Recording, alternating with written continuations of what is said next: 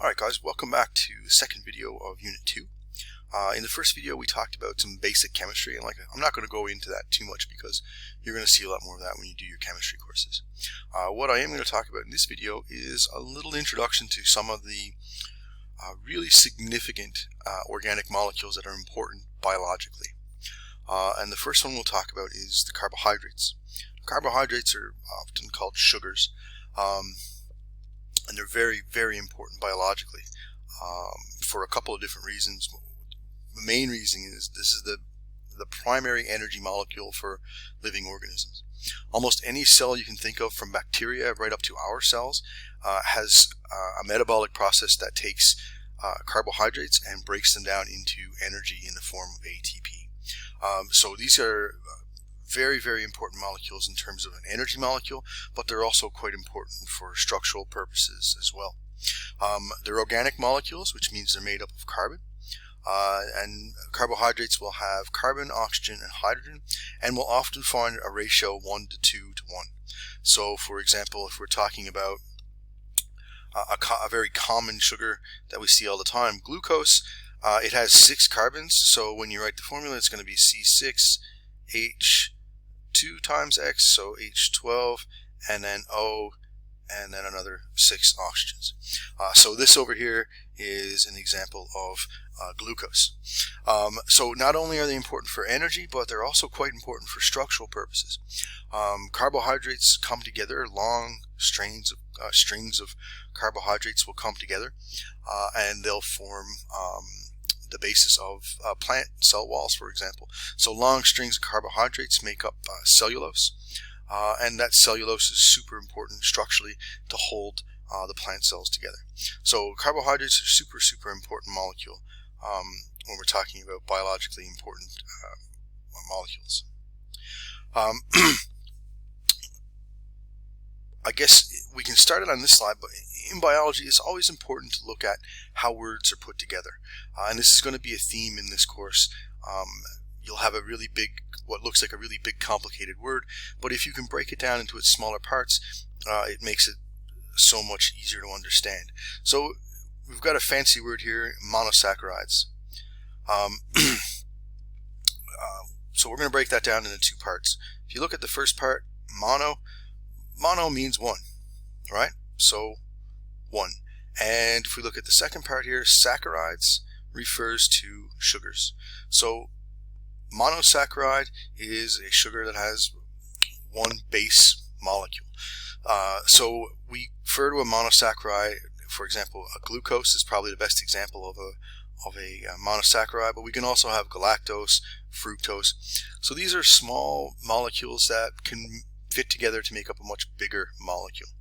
Now, if 2 of these monosaccharides come together, let me just clean that up for a second. There we go. They can form a disaccharide. Now, di, of course, means 2.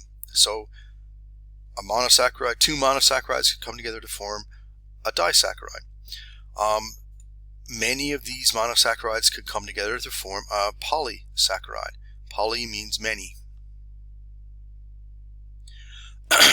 And then if we get all of these monosaccharides coming together, we can have really big carbohydrate molecules such as starch, cellulose, which makes up the cell walls of plants, chitin, which makes up the cell walls of fungi, and it helps out in insects' exoskeletons, and glycogen, which is a molecule that we use to store energy within our muscles. So carbohydrates are something we're going to come back to when we talk more about metabolism, but for now that's just a brief introduction. The next really important molecule we're going to talk about is lipids. Lipids are a molecule that we classify as hydrophobic. Now again, a bigger word, so we can break it down. Hydro, the first part of the word, hydro, refers to water. The second part, phobic, means fear. So hydrophobic means afraid of water or fear of water. So a lipid molecule will not interact directly with water. It tends to push away from it. If you've ever taken salad dressing, or sorry, olive oil or any type of oil and put it in a glass of water, you'll see that it does not mix right away. It kind of forms its own little droplets. That's because the lipids, an oil is a lipid, and it moves itself away from water. So lipids are another very important group. They're made up of carbon, oxygen, and hydrogen, but we don't get that same 1 to 2 to 1 ratio that we see in carbohydrates. They can kind of be mixed because they can be very, very big and very, very complicated. So we've got 4 major groups of lipids. We've got the fats, and these are stuff, or the dietary lipids, we often refer to them. This is going to be stuff that we eat, so oils, butter, margarine. These are going to be what we call fats, and they're generally a solid or semi-solid at room temperature. Oftentimes you'll see fat drawn like this because they're made up of 3 molecular glycerol and 3 fatty acids, so you'll have them drawn kind of like this, and that's like a really short chemical drawing for a fat. Anyways, we're not going to be so worried about these chemical drawings. I'm just trying to show you some of the structure. Now, a phospholipid is a very, very important molecule, and we're going to talk a lot more about that in this course when we talk about cell biology. The reason why is phospholipid is the type of biological molecule that makes up our cell membranes. Okay. Now, a phospholipid is special because it has 2 ends. On one side of the phospholipid, it has a head that is hydrophilic. Hydrophilic means it loves water. On the other end of the molecule, it has a tail that is hydrophobic. And like we talked about before, hydrophobic means it fears water. So what happens is in an aqueous solution, a solvent that has water, or a solution that has water as a solvent, which would be all of our body fluids really, these phospholipids are going to align themselves so the hydrophilic end is on the outside and the hydrophobic end is on the inside. Now, for us, that makes a perfect structure for a cell, because we can have all the machinery that makes a cell inside, and it's protected by that phospholipid on the outside. So we're going to talk a lot more about that when we talk about cell membranes. And the third one there is we see our steroids, and this is a type of lipid that we see in some of our sex hormones. We'll see it in some vitamins like vitamin D, and we'll also find it in cholesterol, which you probably heard is a molecule that can be bad if it gets in too high levels in our blood. And finally, the 4th category we have are the waxes. Waxes are insoluble layers of lipids, so they do not mix with water whatsoever, and we generally find them as stuff that help plants and animals in waterproofing. So you'll find waxes if you've ever walked across campus and you've grabbed a leaf off a tree or a plant and you've scratched it with your fingernail and it kind of looks crusty almost, or a little bit of a film on top of the leaf, then that's a wax, and that's a lipid, and what that does is it helps the plants prevent water loss, which is super important when you think about plants living here in Qatar, which is a desert.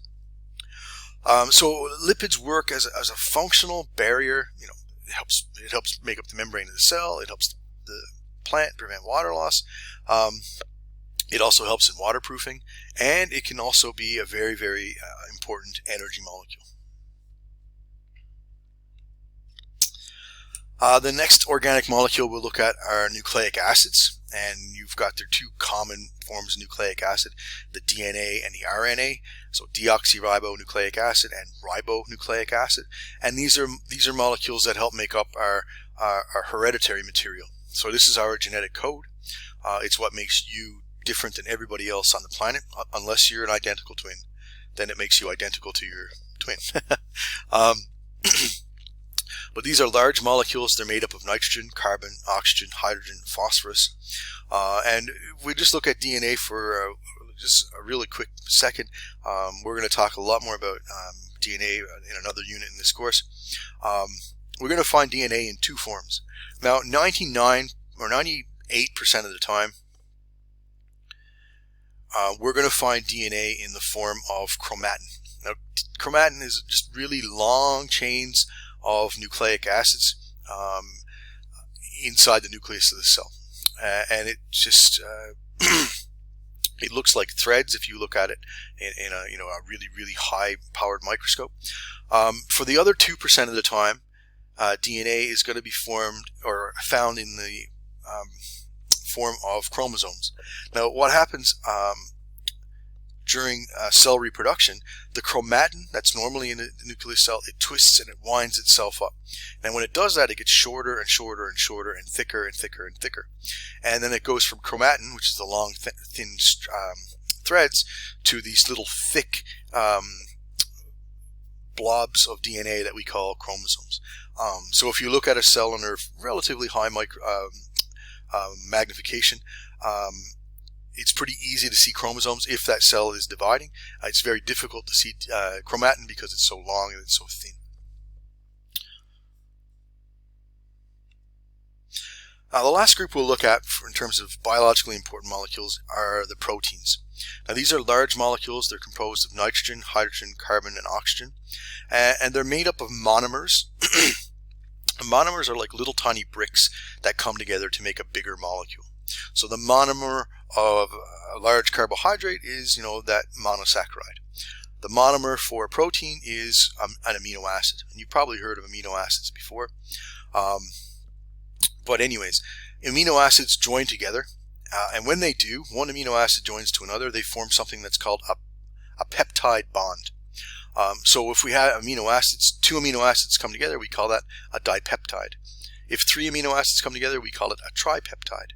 If any more than that come together, we call it a polypeptide. Okay, so remember, poly means many, and peptide in this case is going to refer to a protein or a chain of amino acids.